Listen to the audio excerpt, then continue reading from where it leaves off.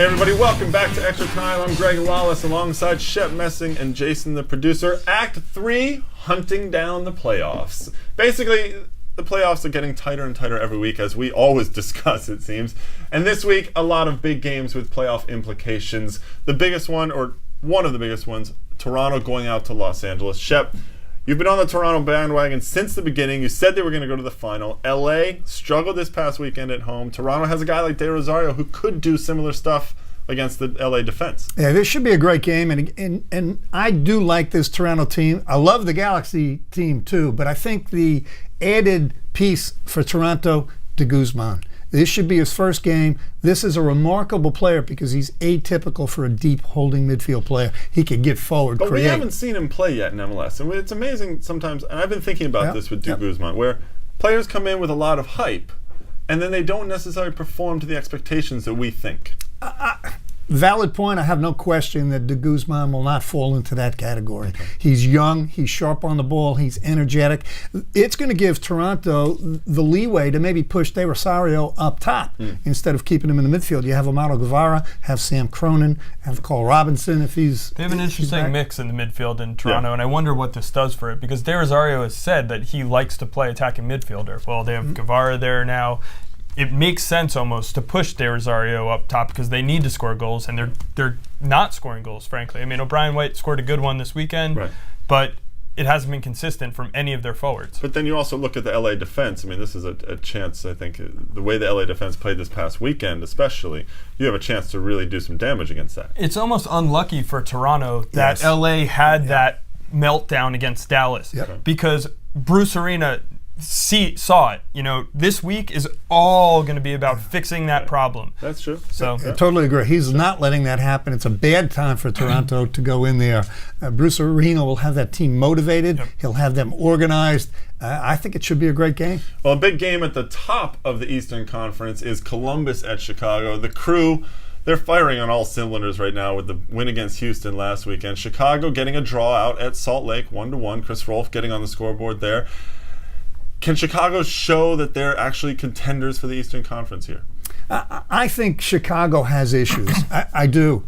Obviously, the addition of Brian McBride is going to help them. Chris Rolfe is playing well, even though he's got his eye cast on the future. They have Blanco. They have excellent players in the midfield forward. They have John Bush in goal, but I still think they're challenged defensively. Just because a player is going abroad, I don't think that means he's looking there. I think Chris Rolfe wants to win a championship for Chicago on his way out. You're right. It doesn't necessarily. But in history, if you look back at it, there are too many examples of it's like senioritis. It's like, oh, I don't have to do it anymore. You know. Well, look, I did talk to Chris Rolfe about it, and he said if people say that, they don't know me. I'll give you, I hate to mention David Beckham again, but David Beckham, before he came and reported to the LA Galaxy, you can make the argument he took Real Madrid to the championship. That's true. So there's the opposite side, too. You also get that side of it, too.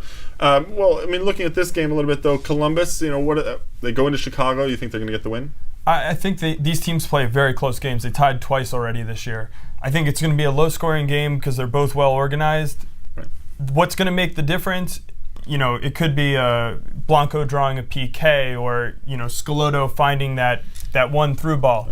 So for me, it's important because these teams aren't separated by much. And when you get into the playoffs, that home field advantage in the conference championship would be huge. If Chicago wins this game, they're tied on points with Columbus.